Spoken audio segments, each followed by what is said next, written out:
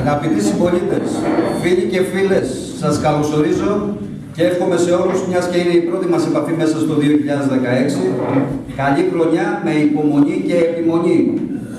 Με υπομονή, υγεία και επιμονή.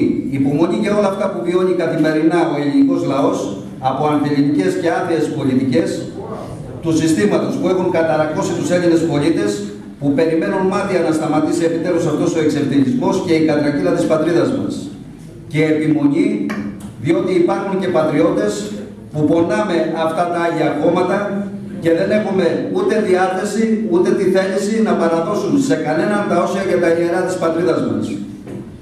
Έχουμε ιερή υποχρέωση και αποστολή ως Έλληνες και ως πατριώτες να αντισταθούμε και να προασπιστούμε με οποιοδήποτε κόστος την ορθόδοξη πίστη μας, την ελευθερία μας και την εθνική μας αξιοπρέπεια. Θα πρέπει να καταλάβουν επιτέλους αυτοί οι άθεοι και ανθέλληνες ότι έχουν ξεπεράσει τα όρια και το υπομονή τόσο η δική μας, αλλά και ολόκληρου του λαού, έχει γίνει ποταμός οργής που πολύ σύντομα θα τους πνίξει.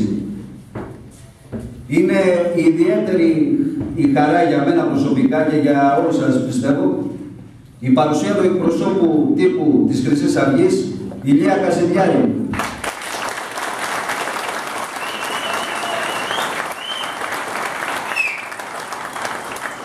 Μας έκανε την τιμή να επιλέξει το Δήμο Ιεράς Πόλεως Μεσολογγίου και συγκεκριμένα τον Νεογκόρη για την παρουσίαση του βιβλίου του και για όσα βίωσε ο ίδιος από τις πολιτικές διώξεις που οργάνωσε και εκτέλεσε με μαθηματική ακρίβεια το προδοτικό πολιτικό κατεστημένο.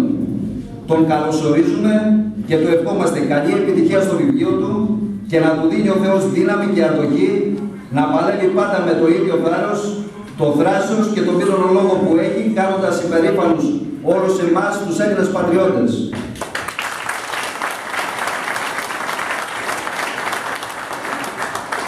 Πριν δώσω τη σκητάλη στον εκλεκτό καλεσμένο μας, θα ήθελα να αναφερθώ εντάχει και να κάνω μια ανασκόπηση και έναν απολογισμό στον 1,5 χρόνο της παρουσίας μας της Ελληνικής Αυγής στο Δήμο Ιεράς Πόλεως Μεσολογγίου.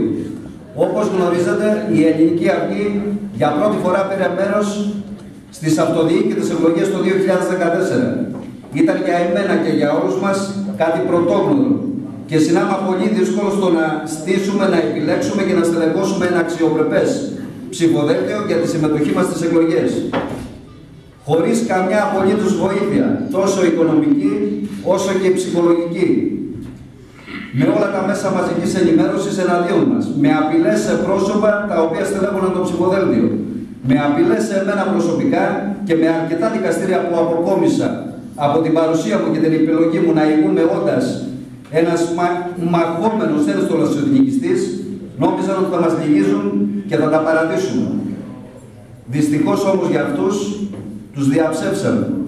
Όχι μόνο παρουσιάσαμε ένα πλήρες ψηφοδέλτιο, αλλά εκλέξαμε και 2 εκπροσώπους. Εμένα ως επικεφαλής στο Δημοτικό Συμβούλιο και τον Ηλία το Τζίρκα στο Τοπικό Συμβούλιο της Δημοτικής Κοινότητας,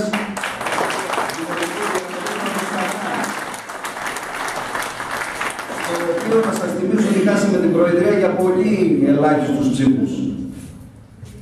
Οι εκλογές αυτές είχαν σαν αποτέλεσμα να γνωριστούμε καλύτερα με τους συμπολίτες μας και με την εν λόγω στάση μας και την παρουσία μας να τους ξεδιαλύνουμε κάθε φοβία που είχαν δημιουργήσει τα μέσα μαζικής ενημέρωσης εναντίον μας.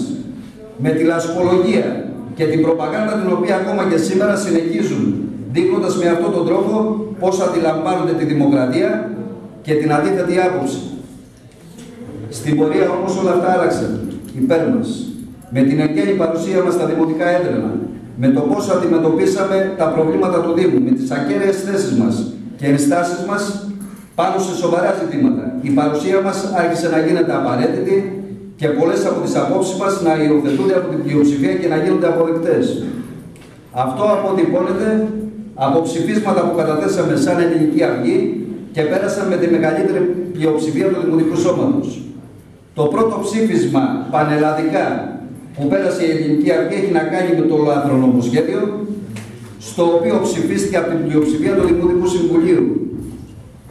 Για όλους τους πολιτικούς που ψήφισαν να δίνεται ελληνική ηθαγένεια στους λαθρομετανάστες του θεωρούμε προδότες και ανεπιθύμητους να παρευρίσκονται σε οποιαδήποτε εκδήλωση του Δήμου Ιεράς Πόλεως Νοσολογίου. Με λίγα λόγια, αυτό τι σημαίνει? Ότι στις εορτές εξόδου που είναι παγκόσμιας εμβέλειας δεν θα μπορούν νομίμως να παρευρεθούν και να αποδώσουν τιμές ή να καταθέσουν στεφάνι όσοι από τους βουλευτές ή υπουργούς ψήφισαν αυτό το έκτρωμα. Το δεύτερο ψήφισμα έχει να κάνει με το ανώμαλο σύμφωνο συμβίωσης, το οποίο και αυτό πέρασε πλειοψηφικά. Και σε αυτό πάλι έχουμε το προνόμιο να είναι πανελλαδικά ο μοναδικός Δήμος που τα ψήφισε. Κάποιοι πονηροί και κακοτρεχείς αφήνουν να υπονοηθεί ότι ο Μακρύς θα βρει και με τον Δήμαρχο. Τους δίνω δύο απαντήσεις να διαλέξουν πάνω σε αυτό. Εγώ, ο Δημήτρης ο Μακρύς, δεν κάνω βήμα πίσω σε ό,τι έχω πει, στα ιδανικά που πιστεύω και σε αυτά που έχω μάθει να μάθουμε. Τις εξετάσεις τις έχω δώσει προπολού και τις έχω περάσει με άριστα. Δεν έκανα πίσω και δεν φοβήθηκα ποτέ, ούτε φοβάμαι και ούτε παίρνω χαμπάρι από απειλές. Δεν φοβήθηκα όταν τρομοκρατική οργάνωση στην Αθήνα μου τίνεξε το αυτοκίνητο στον αέρα. Όταν με θέσαν σε διαθεσιμότητα και τελώ ακόμη από το 2012.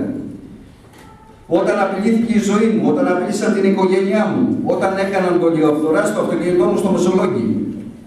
Αν πιστεύουν ότι εγώ είμαι από τους ανθρώπους που χειραγωγούνται, φοβούνται και τα βρίσκουν σε εισαγωγικά, πλανώνται ικτρά. Προφανώς δεν με ξέρουν. Και κατά δεύτερον, θα πρέπει να είμαι μέγας. Αν θεωρείτε ότι εγώ έχω τον τρόπο να χειραγωγώ τον Δήμαρχο και όλο το Δημοτικό Συμβούλιο και να περνώ τα ψηφίσματα που θέλω με ένα ψήφο που κατέχω στο Δημοτικό Συμβούλιο έναντι των 35 επί συνόλου που είμαστε. Τότε τι να πω? Μαγιά μου και χαλάνι μου.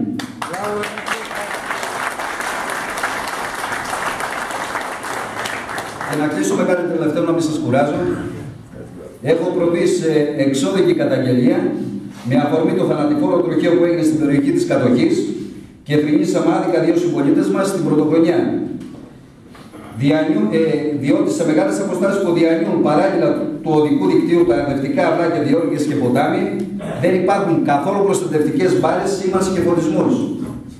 Είχα χθες την απάντηση του Υπουργείου Υποδομών ότι υπεύθυνοι για τις διόρυγες και για τα αποστραγιστικά αυλάκια είναι η Περιφέρεια και ο Οργανισμός Αιγείων Περιπτώσεων ΓΟΕΠΑ και ΛΟ. Παράλληλα, είχα και την απάντηση από την Αστυνομική Διεύθυνση Ετωλίας, στην οποία είχα αιτηθεί να μου γνωρίσουν πόσα τροχαία θανατηφόρα ατυχήματα και τραυματισμούς είχαμε τα τελευταία 10 χρόνια. Η απάντηση, κύριοι, είναι σοκαριστική. 9 θανατηφόρα τροχαία και 23 τραυματίες και πολλά τροχαία τα οποία δεν έχουν καταγραφεί. Θα πρέπει να ντρέπονται όλοι αυτοί οι βουλευτές του νομού μας και οι υπουργοί που αδιαφόρησαν και αδιαφορούν παντελώς για βασικά και κέρια προβλήματα του Δήμου μας και γενικά του νομού μας. Εγώ δεν πρόκειται να καθίσω με σταυρωμένα χέρια, θα υποβάλω μήνυση και κατά παντός υπευθύνου τόσο στην περιφέρεια αλλά και στις διοικήσεις του ΚΟΕ που είναι υπεύθυνοι. Σε αυτή την προσπάθεια έχω και την πλήρη στήριξη του Λαϊκού Συνδέσμου Χρυσή Αυγή και του βουλευτή μας Κώστα Μπαρμπαρούση και θέλω να πω ένα μεγάλο ευχαριστώ πάνω σε αυτό.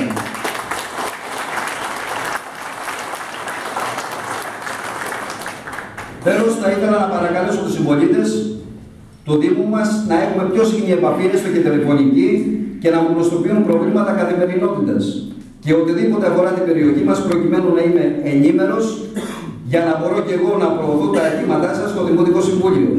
Διότι, όπως αντιλαμβάνεστε, δεν μπορώ να γνωρίζω τα πάντα αν δεν μου πείτε τα προβλήματα που βιώνετε και αντιμετωπίζετε καθημερινά.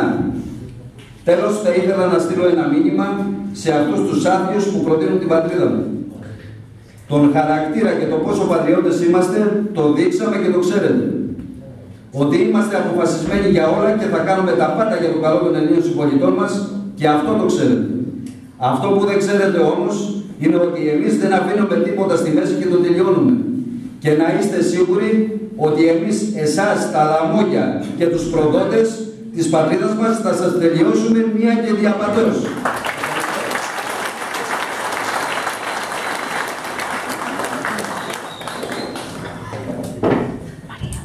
Παρακαλώ να έρθει στο βήμα ο